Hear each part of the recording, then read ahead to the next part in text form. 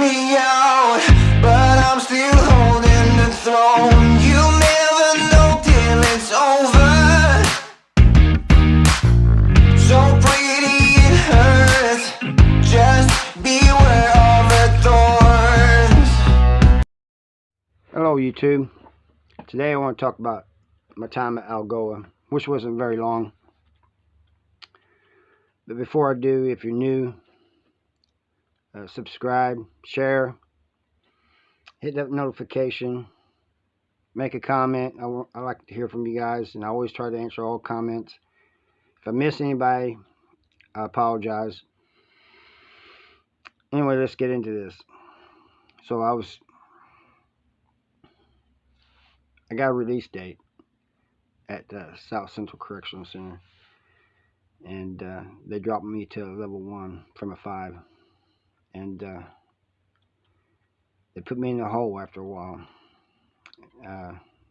For like a week and a half, I roamed the yard, and then one day I got called in the caseworker's office. They said, "You can't be on the yard being a level 1." They put me in a single man cell, and I told them, I said, "I'm not worried about anything happening." They said, "It's too bad, you know, if something happens, your people could sue and they would win." So I was put in there for about a month or so, and then I was transferred to Algoa. Now, Algoa has to be more different than any of the prisons I've been in. It sits on a hill, for one thing, and on one side you can look down and see JCCC, the other prison. They hadn't built it long before that. I mean, you can see hills in the distance and train tracks.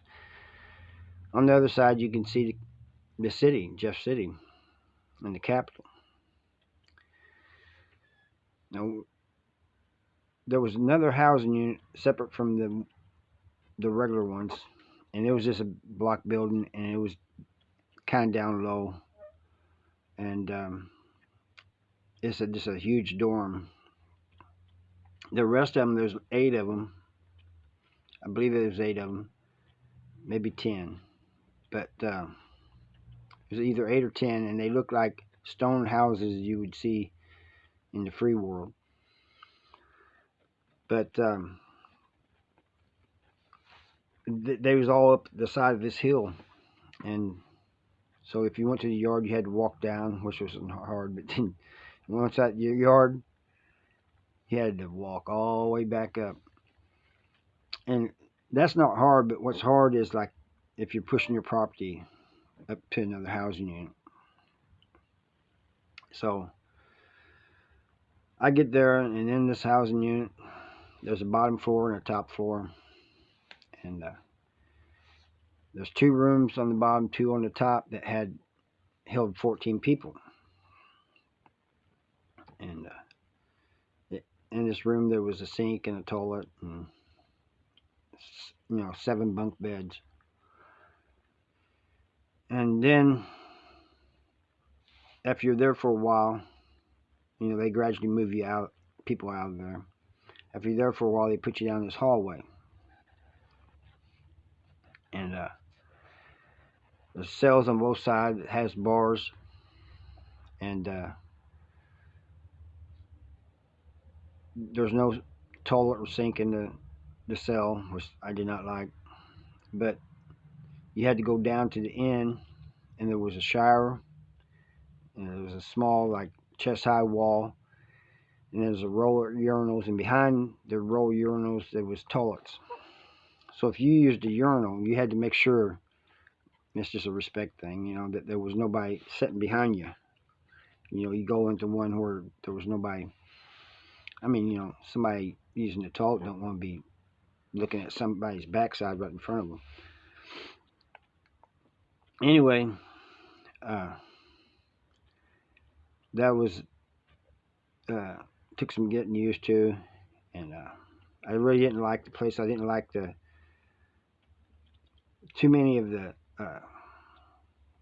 the prisoners there. they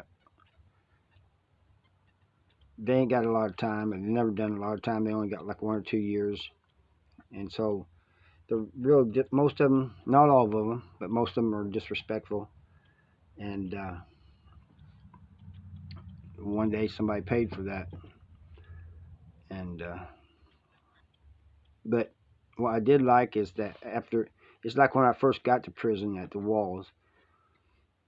As soon as chow was over, you could go to your yard, and it was like that, I think, in Farmington too for a little bit. But it was just I just didn't like the atmosphere of it.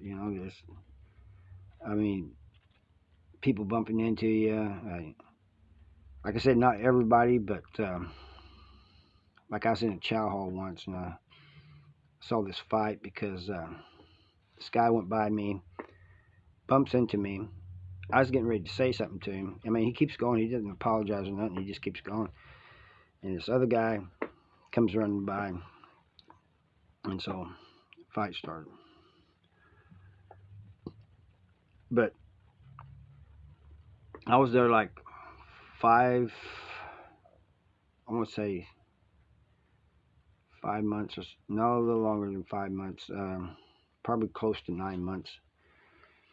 And I took an automotive class there. And the reason I took that automotive class is because, I've been in prison 29 years.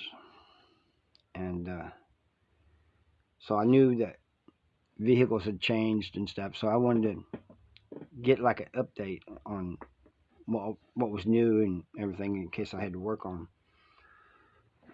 So they had shortened that class from 9 months to 3. And the teacher in that, he didn't like that at all. But there wasn't nothing he could do about it. But in one of my latest videos, I think it's like 3 videos ago, where Ethan was interviewing me. He was talking about them teaching the internet in prison. Well, this is probably one of his favorite stories. And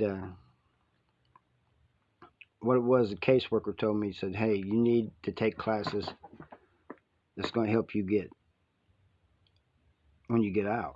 He said they got a class up here that you don't have to sign up for it. You can just go up there when you want, and they'll tell you about the internet. So I get up there, and the first day they're showing me how to click on icons and stuff, and I already knew how to do that. And I said, how are you going to teach about using the internet without having the internet? He goes, well, I'm just showing you how to click on icons and this and that. I said, yeah, but you're not showing me really how to do anything. Anyway, Ethan thought that was pretty funny, and I mean, it was worthless. I did 1 hour there and I left, and I didn't go back. I mean, to me, it was pointless. So the guards there were, like, when I first got there, all of us got there, pulled in on the bus. They the caseworkers and white shirts and stuff, they pulled us into this room one at a time, and they gave us a talk as if this was our first time in prison. And I said, this and this and that could happen to you. If it does, report it. I said, I ain't gonna report nothing. I said, I did 29 years in a maximum security prison, and I'm not gonna let something happen to me in a level 1. Well, we're just saying, if something does happen, report it. I said, I will, if I've taken care of it. And what do you mean by that? I said exactly what I said. I said, but chances are, if I take care of it, I probably won't be going home. But I said, I'm not worried about anything happening to me at all anyway. And they said, well, you really should be more cooperative. No, 29 years and you want me to change? That's not gonna happen. But they ended up putting me in food service, and I ended up, after like a week on the line, they put me in the bakery because I a couple of times in other prisons I'd worked in the bakery or the prep room, and those guys back there were hilarious.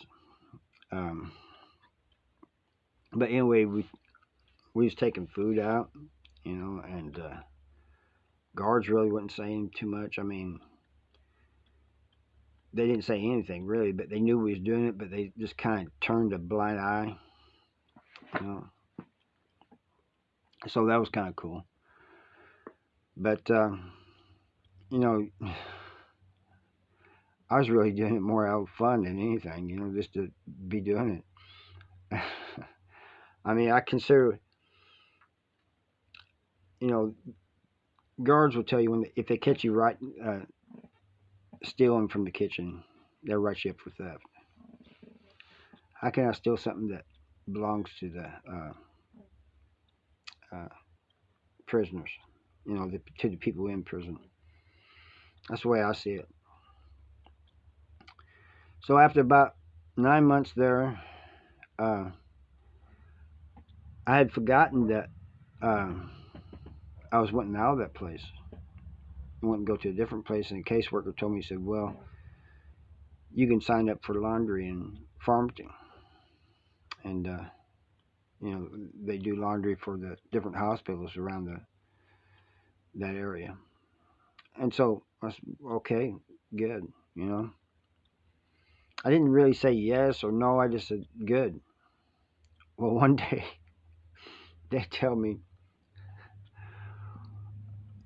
"Pack your stuff." And I said, "Why? What did I do? What's wrong?" They said, "There's nothing wrong. You put in for a transfer." Well, I didn't remember putting in for a transfer. I remember talking about it. They said, "Well, they said you put in for a transfer and you're going to Farmington." Okay.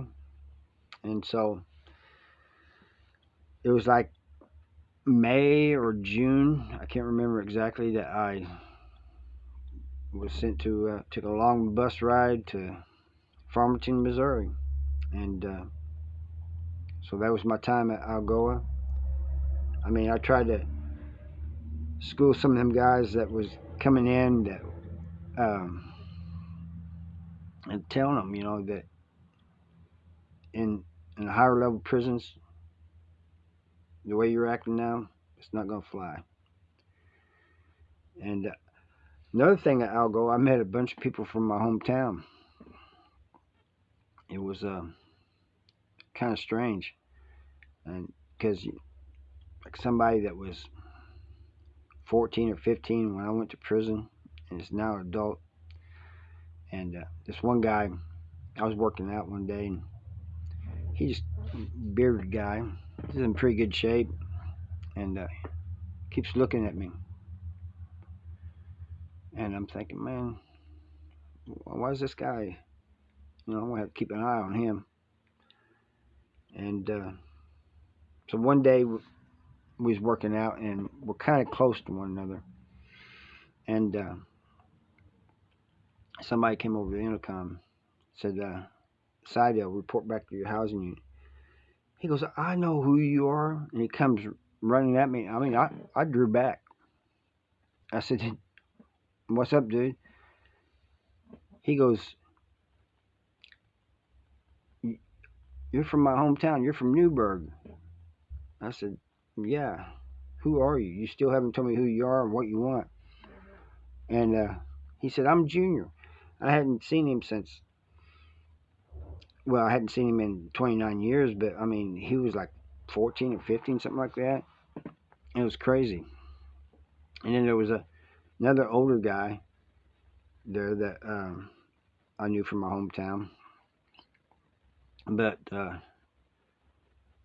was just strange seeing those people. You know.